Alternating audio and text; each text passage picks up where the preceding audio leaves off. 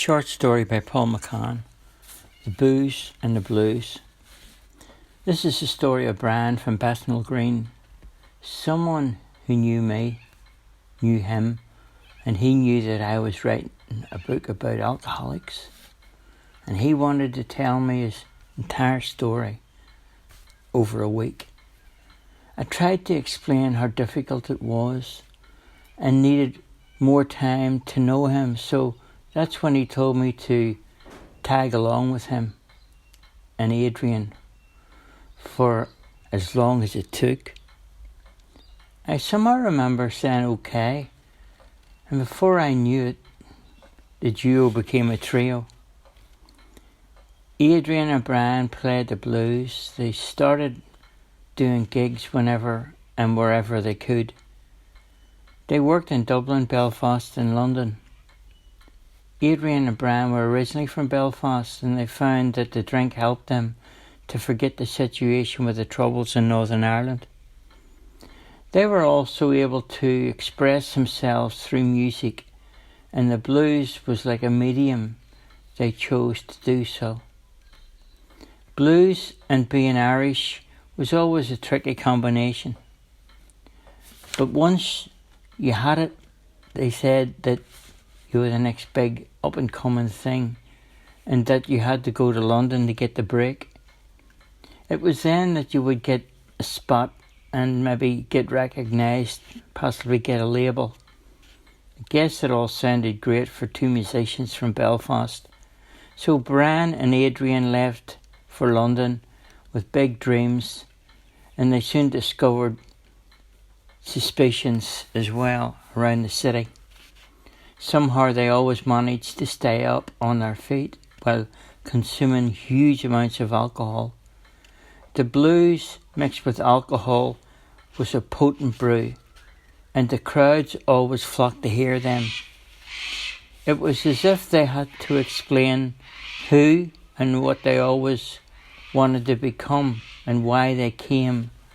Being Irish in London brought many different situations. So after they had this kind of self-proven who they were and what they were all about, people started to listen to their music, and they fitted into the scene quite well and were accepted as part of the place. Each gig that Brian and Adrian had done grabbed a special moment, and they played the blues with their guitars and their alcohol, and they went on the stage sometimes furious and in energy. But once they started playing, most of the crowd didn't care what part of the world they came from, as long as the music was good enough, loud enough, hard enough. That's what the audience liked. And because they were young, they worked hard, they lived fast, and the music they enjoyed had to be the same. Somehow the Bad Notes were originally the band that they were with. They broke up, and then a few little sounds from that experience came filtering through, and they sipped in a few of the original band members, and they were going to call the band then Bad Attitude. But whatever happened, it spurred on to different and better things. More drinks, more alcohol, more presence on stage. They started to trip through different situations with their gigs, writing things down, lyrics and stuff, and remembering some of the first times that I saw them play around Hackney. I stood there one night and watched them blending in with the crowd. The sense of what was going to happen was always there, in the pubs, on the bus, on the stage, on the street, wherever you happened to be, because it was always trouble brewing no matter where you went with live gigs around London.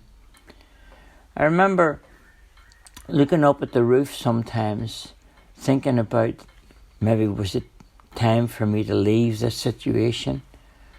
But suddenly in the back of my mind, I thought to myself, There's got to be a story here somewhere with these mixed up, crazy Belfast guys trying to make music in a place so far away from Belfast, where there were right-wing racists with baseball bats, and there was left-wing social class situations, and there was people on the stage half the time didn't know whether it was New Year or New York. It made a perfect melting pot for music and blues. The scene itself there, I'd seen many times before, and sometimes down memory lane, I would think about the troubles in Belfast, the sirens, and the bombs and the bullets, trying to duck and weave for cover half the time, not knowing whether you'd get home or not. The darkness of the night, sometimes you start to see the light of day. Recently there'd been a lot of trouble around East London with the gang situation, and there was a lot of people getting hurt, and music seemed to filter through all of that situation. Anybody would think we're back here in Belfast, you'd always say, but London was different. Shut up, for goodness sake, and let's just make music, you'd hear always Brian saying. So anyway, at the end of the day, we ended up making some great memories there in London, and when we ended up looking at places other than London to go, we started to dream, and we started to fill our minds with things that maybe weren't going to happen. I watched Adrian and Brian and the boys in the band with a bad attitude getting on to situations where they'd have to fight their way out of. And they could play music, but they could also fight. They get caught up a lot of times with money, getting money from the people who they did gigs for. Sometimes they were paid, sometimes they weren't. Anyhow, that was part of the business. Every night was a different show. Every night you would hear in the crowd laughter, Irish accents. The lights were in your eyes and your face, and your blood was fused with alcohol. There was this furious number of people who got lost in that scene. The crack was fantastic. Anyway, the music started to sound okay. We made our way through different pubs and clubs, got stuck into a situation where the band started to struggle for music to play. But somehow there was always a new song in the key of E to play. And we always did the same thing every night. We talked about our dreams. And I started to write down a few notes about Adrian and Brian and the book that I was writing. I'd always got in my pocket a pencil, a piece of paper, and a few coins to boot. And more the situation of alcoholism and the book that I was writing seemed to take shape. People started to present themselves in my life. And I knew that these people had to be part of the book Steamboats that I was writing. You know what? I said to Brian and Adrian, it's been really nice to tag along with you for a while. And maybe sometime, when I get this book finished, I'll come back and look for you. Keep making music. Life's a bit like that. You gotta love the lyrics. You gotta play the music as best you can. It was time for me then to keep going. And I said goodbye. And hopefully there'll be some other people I'll meet along the way. Talk about bad attitudes and the bad notes.